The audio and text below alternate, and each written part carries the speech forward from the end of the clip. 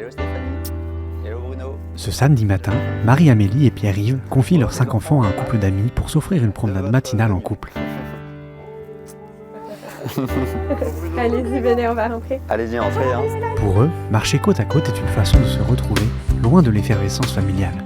C'est vrai que les enfants, ils nous sollicitent en permanence et il y a tout le temps des choses à faire, des choses à penser, des choses à organiser pour eux.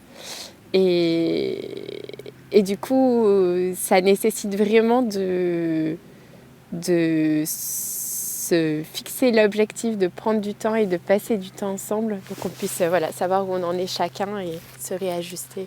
Là, pendant qu'on prend le temps un samedi matin d'échanger, on demande de l'aide aussi parce que le plus grand défi, c'est vraiment de prendre ce temps, d'avoir le courage de le prendre, de dire non à certaines choses, à certaines sollicitations. Ce temps à deux, c'est le cœur, il faut qu'on le prenne, sinon c'est de la survie, entre guillemets. Ah, c'est vrai que c'est agréable là, de marcher, de pouvoir prendre ce temps tous les deux. En plus, le soleil est apparu. Dans leur maison toujours animée, à l'heure du repas, l'ambiance bat son plein.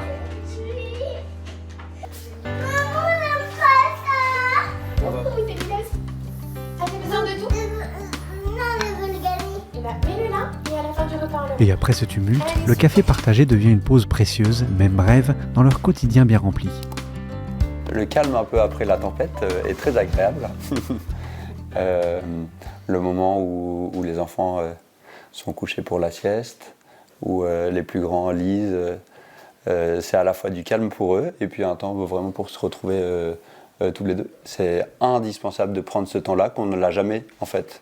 C'est vrai que souvent c'est est-ce que tu as le temps de faire ci, est-ce que tu as le temps de faire ça? Non, on n'a pas le temps, mais du coup il faut accepter de prendre ce temps-là.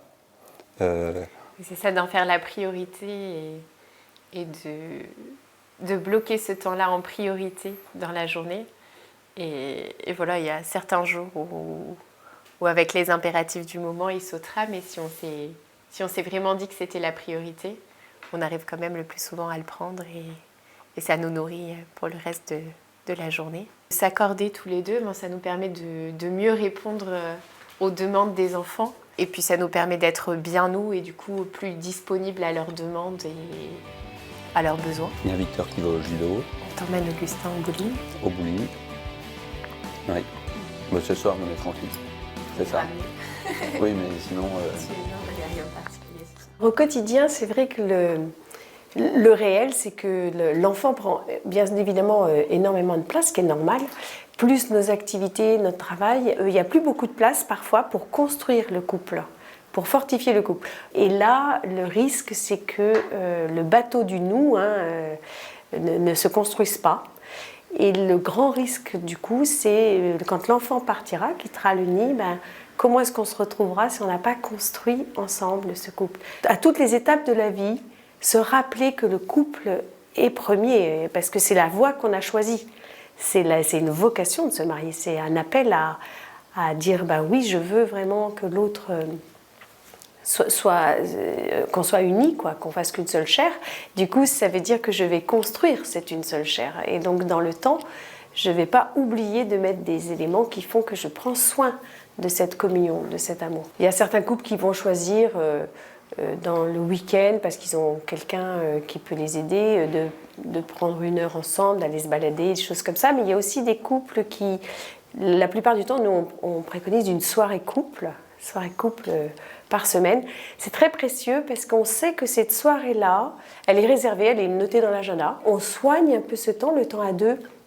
Ça peut être l'un des deux qui prépare un repas un petit peu sympa s'il a le temps, préparer une jolie table, mettre une bougie, quelque chose qui fait qu'on soigne ce temps qui est précieux et qui est hebdomadaire. En fait, cette rencontre hebdomadaire va fortifier notre amour.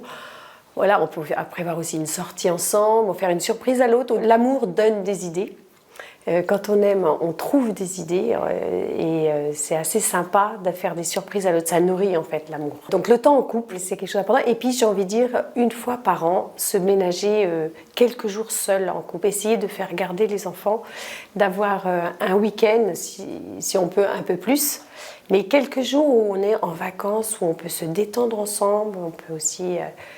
faire des activités ensemble et puis sortir du quotidien de notre rythme qui est dense entre le travail et les enfants et les activités. Voilà, alors ça c'est des petits moyens très précieux. J'en rajouterai un troisième qui enrichit, c'est si on peut avoir un petit temps de retraite, de prière ensemble, un week-end couple, ou c'est un week-end pendant lequel on va pouvoir prier ensemble, être nourris sur la vie spirituelle aussi du couple. Bien sûr, si on arrive à faire tout ça, en fait, on fortifie énormément son couple et on a l'impression d'avoir une respiration dans ce rythme qui est dense. Et voilà, c'est quelque chose de très précieux de se ménager des temps en couple. Mais quand je dis qu'il faut le marquer dans l'agenda, c'est que si on ne le note pas, en fait, on ne le fait pas. Et donc ça, c'est le concret du réel, hein. C'est que nos emplois du temps, il faut que dedans ce soit inscrit pour pouvoir souvent le faire.